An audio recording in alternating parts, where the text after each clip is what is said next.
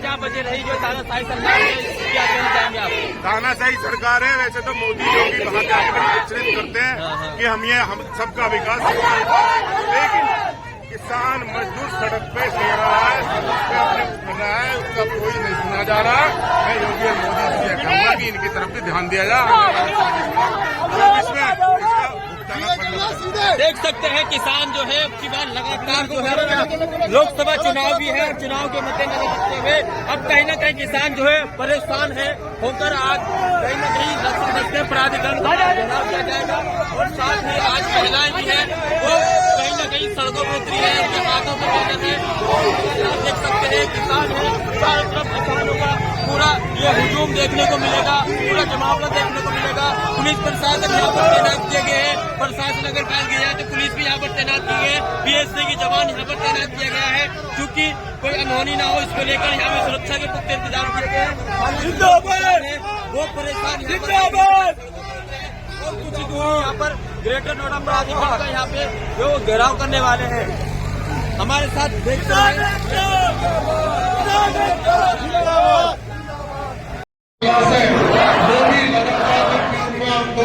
चला हर तरीके से सहयोग कुलदीप भाटी जी ने भी दिया।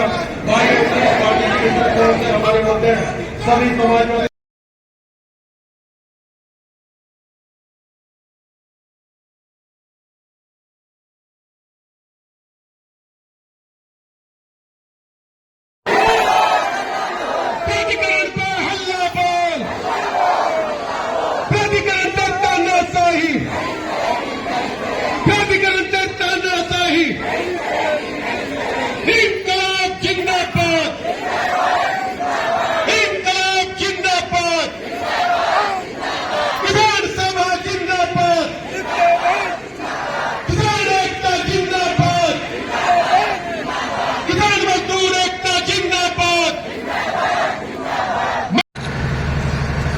हमारे गंगेश्वर दत्त शर्मा जी, महिला समिति के हमारे प्रभारी आशा यादव जी और हमारे बीच में कॉमरेड प्रसाद, पुष्पेंद्र त्यागी जी, मनोज भाई और सभी तमाम हमारे साथी। आपको पहले से पता है कि आज के आंदोलन के बारे में हम लोगों ने अपनी जिला कमेटी में बाकायदे विचार करके और इसका निर्णय लिया। पहला जो हमारा चरण था, जो हमारा पूरे 124 दिन हम यहाँ बैठे, 124 दिन के दौरान जो 21 मुद्दे हमने रखे थे उनमें 16 सितंबर को हमारी एक सहमति बनी। उस सहमति के तहत हमारी आबादियों की सुनवाइयां पूरी हो चुकी हैं। जो हमारी पेनल्टी थी वो माफ हो चुकी है। जो हमारे विभाजन था किसान कोटे के प्लाट का, वो 120 मीटर तक था, वो 40 मीटर हो गया है। तो कई चीजें हुई हैं। भूमिहीनों के लिए हमने जो मांग रखी थी कि पुश्तैनी भूमिहीन परिवारों को 40 वर्ग मीटर का प्लाट मिले, तो उसके संबंध में सहमति बनी है कि वेंडिंग जोन में जो दुकानें हैं उन दुकानों में 33% आरक्षण भूमिहीन परिवारों को मिलेगा और उसमें भी भूमिहीन महिलाओं को वो आरक्षण मिलेगा। तो हमारी इस मांग के संबंध में मेरा केवल एक कहना है कि भूमिहीन साथियों से जो वादा हमने किया वो वादा पूरा हुआ है, लेकिन उस वादे के अनुरूप कार्रवाई अभी शेष है।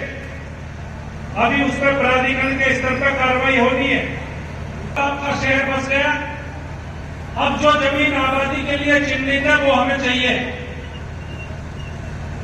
जो मुख्य 2 मुद्दे हैं जिनको लेकर के ये संघर्ष फिर से शुरू किया, तो ये लड़ाई 2 हिस्सों में है।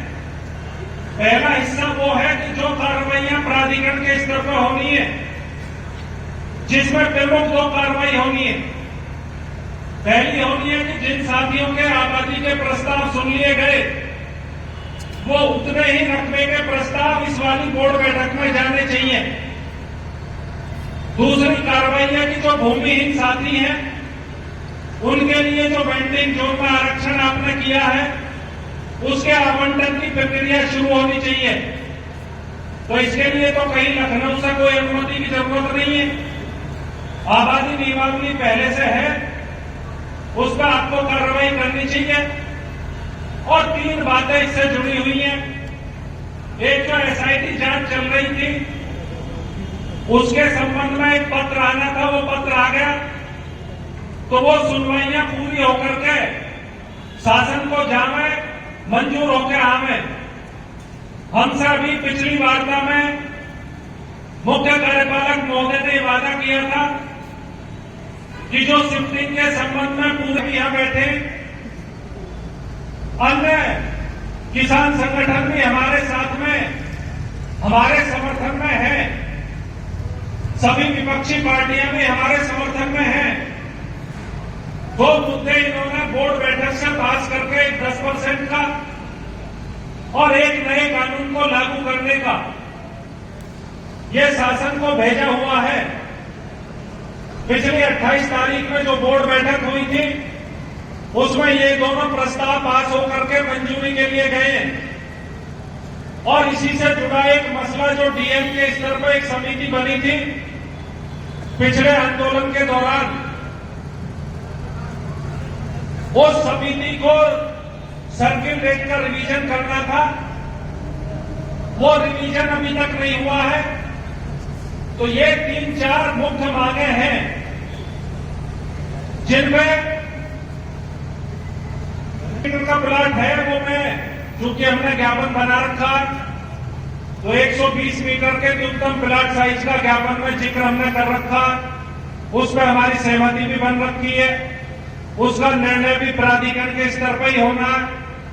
तो मैं और यहां से तभी वापस जाएंगे जब ये मसले हमारे हल हो जाएंगे, इसके बिना हम यहां से वापस जाने वाले नहीं हैं। इतना जरूर है कोई और अधिकारी होते,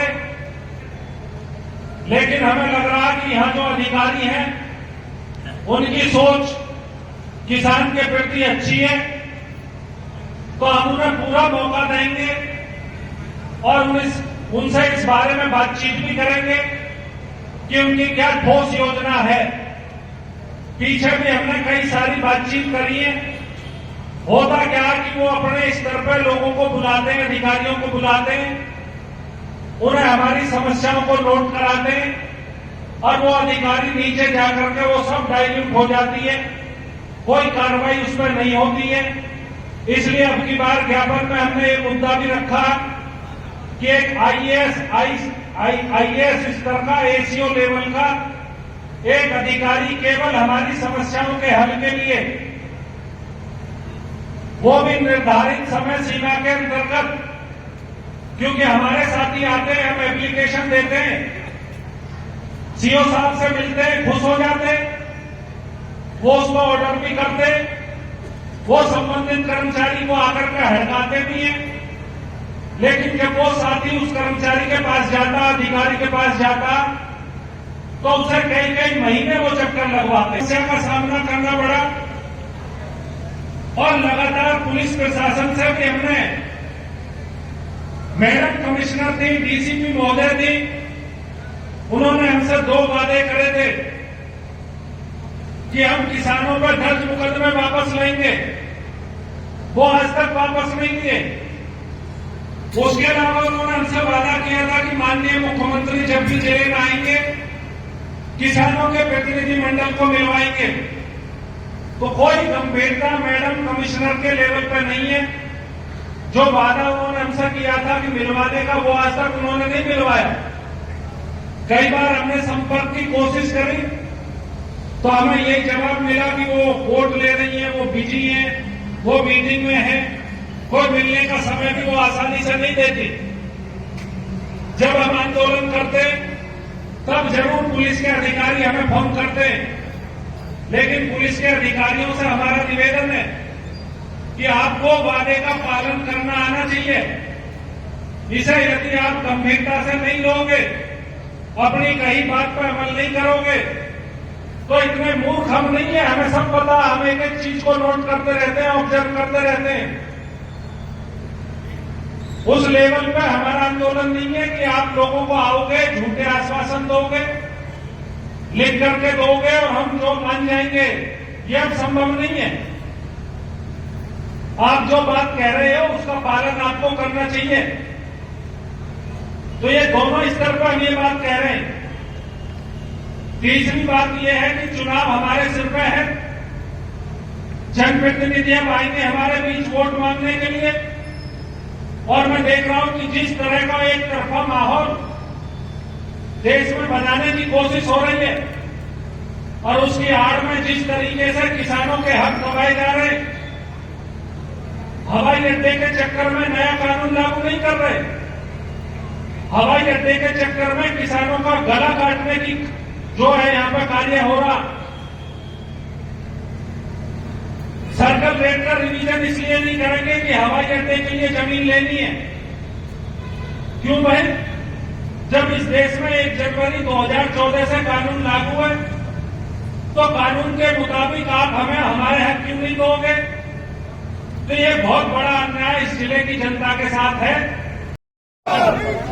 इस वक्त मैं मौजूद हूँ ग्रेटर नोएडा के यहाँ गुरुपत गोल चक्कर में। जिस तरह से लगातार किसान अपनी मांगों को लेकर परेशान है, वो आज ग्रेटर नोएडा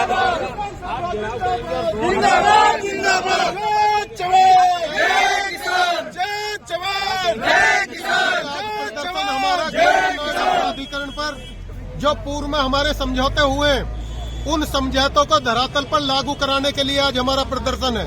क्योंकि पूर्व में जो हमारे आंदोलन के दौरान प्राधिकरण से समझौते हुए, उनमें हमारे 2 प्रस्तावों को इन्होंने तय मसौदे के मुताबिक अपनी बोर्ड बैठक में पास करके शासन को भेज दिया है।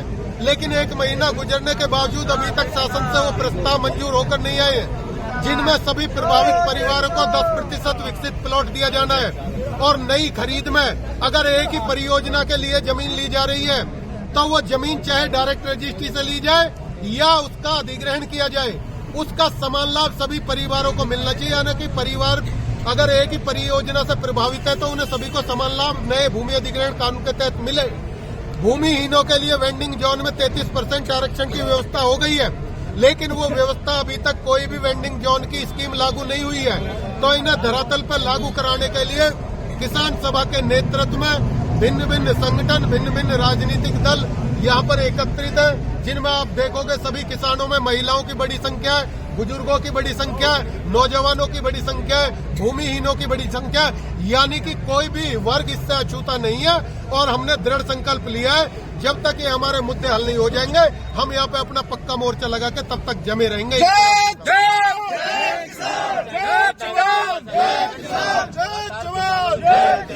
चाहेंगे आज अभी तक आप लोग कहना नहीं। तो हम इस अथॉरिटी को बताना चाहते हैं कि यहाँ का किसान और नौजवान और मातृशक्ति जाग चुके हैं। जो घपला इन्होंने पिछले वर्षों अब तक हमारे साथ किया है, अब हम आगे होने नहीं देंगे। चाहे हमें सरकार से लड़ना पड़े, चाहे इस अथॉरिटी को बंद करके खाली कराना पड़े, लेकिन किसी भी कीमत पे अपने हक और हकूकों को मरने नहीं देंगे। हमारे असल मुद्दे जो इन्होंने शासन में अटका दिए, उनको 1 महीना हो गया, अब तक कोई कराने की कोई जनप्रतिनिधि उसको कराने की सुध नहीं ले रहा है। हमने सबसे बात कर ली है, कोई आगे नहीं बढ़ रहा है। उनको बस अपना काम प्यारा है, किसानों को कोई प्यारा नहीं है। उसमें 20% प्लॉट नया जमीन अधिग्रहण कानून से है और शासन को गया हुआ हमारे 10% प्लॉट जो किसानों को दिया जाना है, वो बाकी के मामले हैं वो अथॉरिटी से हो गए। जब तक हमारे दोनों मुद्दे अथॉरिटी शासन से पास नहीं करवा देती है, इस अथॉरिटी को हम चलने नहीं देंगे और तब तक यही पक्का मोर्चा लगा के बैठे। यहाँ 55 गाँव के लोग हैं, तकरीबन 10,000 लोग यहाँ पर पहुँचने वाला है। 10,000 लोग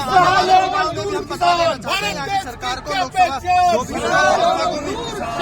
किसान या नोएडा का हो या यमुना का हो, एक वोट भाजपा सरकार को नहीं देगा। अगर हमारा काम नहीं हुआ, इसका बदला हम सूद समेत वापस लेंगे कि कैसे यहाँ पिछली बार पहले भी सरकारें गिरा दी गई थी किसानों ने, आगे भी हम गिराने का काम करेंगे। क्या कहना चाहेंगे?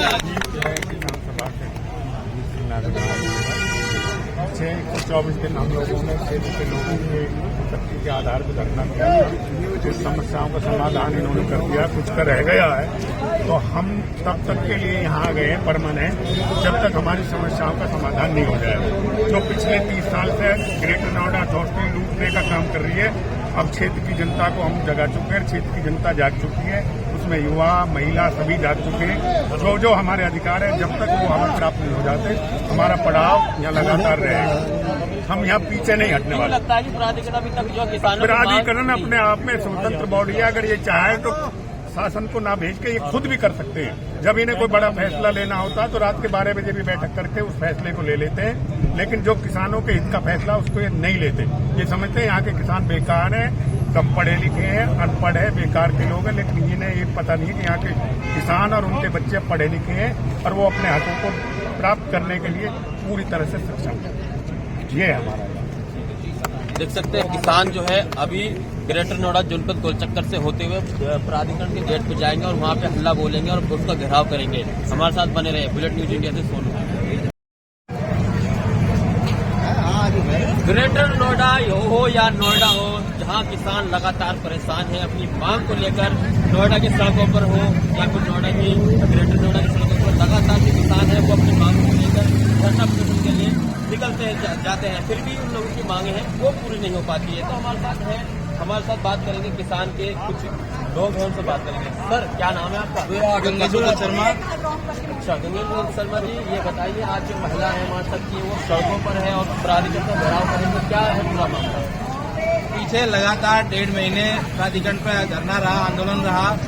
प्राधिकरण के साथ एक लिखित समझौता हुआ, सहमति हुई। सहमति के आधार पर ग्रेटर नोएडा प्राधिकरण ने 10% भूखंड और नए भूमि अधिग्रहण को लागू करने का प्रस्ताव बोर्ड की बैठक में पास करके शासन को भेज दिया, लेकिन शासन के स्तर से वो प्रस्ताव अभी तक पास नहीं हुए हैं। तो प्राधिकरण की जिम्मेदारी है कि शासन स्तर से उन प्रस्तावों को पास करा करके लेके आए और इसी मांग को लेकर के 10% भूखंड और नए भूमि अधिग्रहण कानून को जो प्रभावी तरीके से लागू करने के लिए जो बोर्ड की बैठक में प्रस्ताव पास हुआ है उसको तुरंत जो है लागू कराया जाए, पास कराया जाए और किसानों के जितने भी मुद्दे हैं उन मुद्दों का समाधान किया जाए। इसी बात को लेकर के अखिल भारतीय किसान सभा के आह्वान पर क्षेत्र के किसान फिर एक पक्का मोर्चा लगाने के लिए प्राधिकरण की तरफ जो कूच कर रहे हैं और प्राधिकरण द्वारा अगर किसानों के मुद्दों का समाधान नहीं हुआ तो दूसरी बार पहली तरह ही जो है एक पक्का मोर्चा लगा करके अनिश्चितकालीन आंदोलन को शुरू हो जाएगा।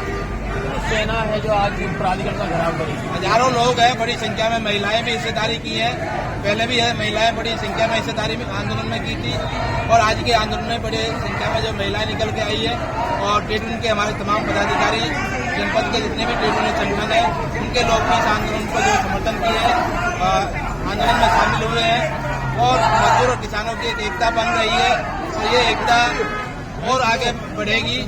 16 फरवरी को पूरे देश में प्रदेश में मजदूर और किसानों की मांगों को लेकर के एक बड़ी हड़ताल होने जा रही है, जो मजदूर किसान एकता का एक बड़ी जो है कार्रवाई है और ये पहली बार है कि जब मजदूर और किसान एकजुट होकर के एक बड़े आंदोलन में जा रहा है तो ये सरकार के लिए चेतावनी है कि सरकार किसानों की मजदूरों की मांगों को पूरा करे, नहीं तो एक बड़े आंदोलन को झेलने के लिए तैयार है। हमारे साथ अखिल भारतीय किसान के लोग हैं, देख सकते हैं हाथ में महिलाओं ने एक बैनर टांगा हुआ है जिसमें लिखा है अखिल भारतीय किसान सभा गौतम बुद्ध नगर। ये महिलाएं जब अपने हाथ में जब बोर्ड उठा लिया है, कहीं ना कहीं आज प्राधिकरण इनकी बातों को मानना पड़ेगा। हमारे महिला क्या कहना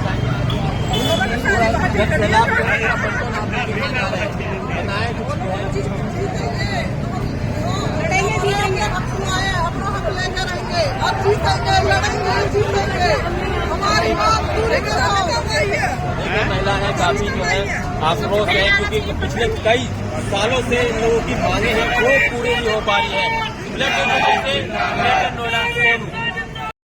करके शासन के अनुमोदन के लिए अभी हम आए हैं कि इन प्रस्तावों को शासन से अनुमोदित करा करके लागू कराया जाए। ये किसानों के साथ हमेशा धोखाधड़ी हुई है, उनकी हकमारी की गई है और उसे हमको प्राप्त करने के लिए आंदोलन आज शुरू किया गया है। अभी हमने आज शुरू कर रहे हैं, पक्का मोर्चा है, दिल्ली आंदोलन की तट में तब तक बैठेंगे जब तक ये समस्याएं हल नहीं। ये ग्रेटर नोएडा में 55 गांव के किसान शामिल हैं और जो नया कानून है जिसको हमारे क्षेत्र में लागू नहीं किया गया है उसको लागू करने की मांग भी हम लोग इस आंदोलन के माध्यम से कर रहे हैं। उसके संबंध में भी प्रोजेक्ट अफेक्टेड फैमिली का प्रस्ताव पास होकर के गया है, वो भी शासन के स्तर पर लंबित है। हमारे प्राधिकरण स्वयं शासित संस्था है, केवल गुमराह करने के मकसद से प्रस्ताव शासन को भेजे जाते हैं, जबकि अपने स्तर पर निर्णय लेकर के इन्हें लागू कर सकते हैं। पूर्व जिला प्राधिकरण पर बहुत लंबा आंदोलन चला चुके पल्ला गांव से सभी 21 मुद्दों पर हमारा लिखित समझौता हुआ था। जो प्राधिकरण स्तर के मुद्दे हैं उन पर बड़ी सुस्त गति से काम चल रहा है। हम चाहते हैं कि उन पर तेज गति से काम चले और जो मुद्दे शासन स्तर के उन पर तुरंत कार्रवाई होकर वो लागू कराए जाएं। और उसमें 2 ही मुद्दे हैं जो शासन स्तर के, पहला 10% आबादी प्लाट का है और दूसरा मुद्दा नए कानून को लागू करने का। और जैसे नाम हमारे बताते रहेंगे भाई रोहित बेजोया जी, हमारे में विपक्षी पार्टियां भी आ रही हैं और अन्य किसान संगठन भी आ रहे हैं। आप देख रहे थे बुलेट न्यूज इंडिया। जल्द मुलाकात होगी अगली खबर में। आपने हमारे चैनल को सब्सक्राइब नहीं किया तो शीघ्र ही हमारे चैनल को सब्सक्राइब करें, लाइक करें और साथ में एक प्यारा सा कमेंट लिखें। हमारा यह चैनल आपको कैसा लगा अपने कमेंट के माध्यम से मुझे यह भी बताएं और कोई अच्छी सुझाव हो तो ये भी अवश्य दें। तब तक के लिए नमस्कार।